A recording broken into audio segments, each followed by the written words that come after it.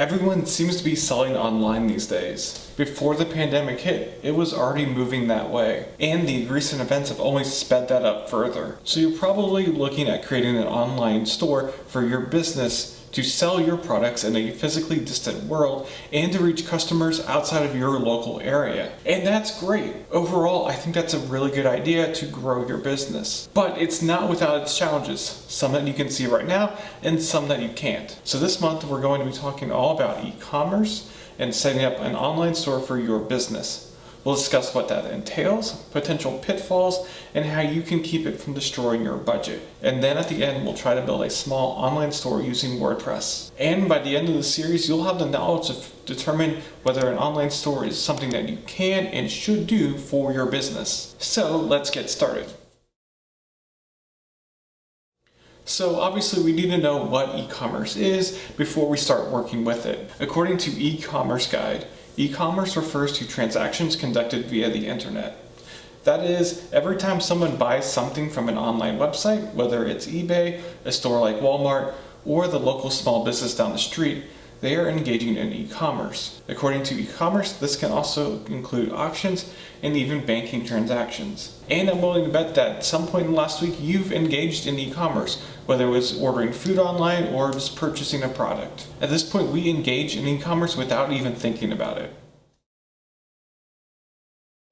But it was only 26 years ago when e-commerce got its start. E-commerce first got its start in 1994 when Phil Brandenburger used his credit card to buy a CD online, according to the New York Times. Since then, e-commerce has only risen. It's led us to the rise of the dot-com bubble in the late 90s and early 2000s. And despite the bubble collapse, it has grown only stronger with more tablet and mobile devices and a world that's increasingly more online. According to Shopify, online sales could total $4.5 trillion in 2021, and that number is only expected to rise in the coming years as e-commerce grows. And 99 Firms states that by 2040, 95% of all purchases are expected to be online. Plus, over half of small businesses don't even have a website. So there are a lot of reasons to be excited about e-commerce and want to use it for your business. There really is the potential for you to reach a lot more customers if you create an online store now. Hence why you're hopefully watching this series.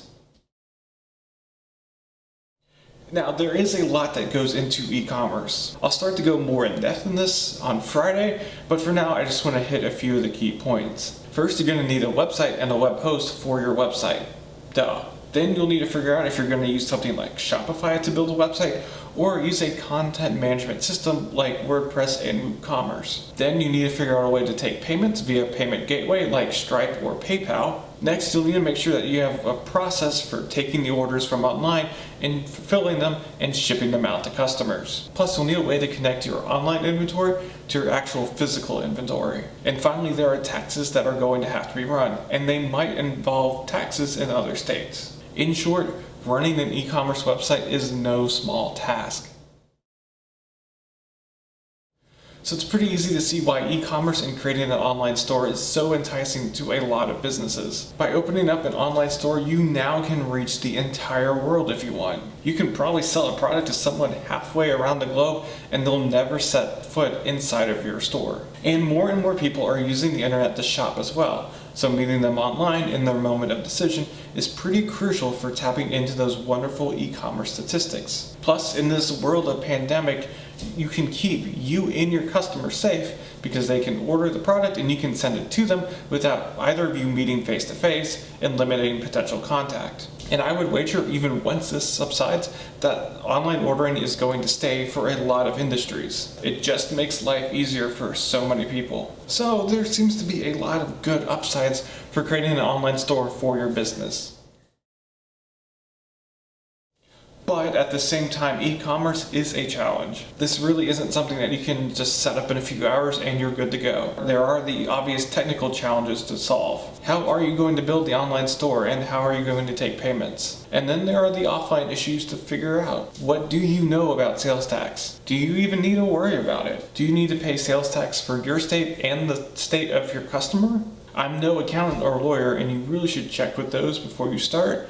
and things are going to get pretty complicated. Plus, you need to make sure that you have the support and process to take those orders and to send them to your customers in a timely manner. Is there a dedicated person handling that, or is it just you? And which shipping company are you going to use? Which one is the cheapest for you? This isn't meant to scare you away from e-commerce, but really just to give you something to think about before you go too far into the process. We'll talk more about this as the series goes on, but taking the time now to think about things will help you later on. So today's question is, what do you know and what do you want to know about e-commerce? Are you looking to start your online store? Be sure to leave your answers down in the comments section below. Next time, we'll take a look at Studio Press's selection of e-commerce ready themes that they sell and can help you create an online store quicker and cheaper than a custom store. And on Friday, we'll take a look at what you really need to know before you start an e-commerce store. So be sure to hit subscribe and to hit the bell for notifications so that you can be alerted of those new videos. And until next time, I wish you and your business the best of luck.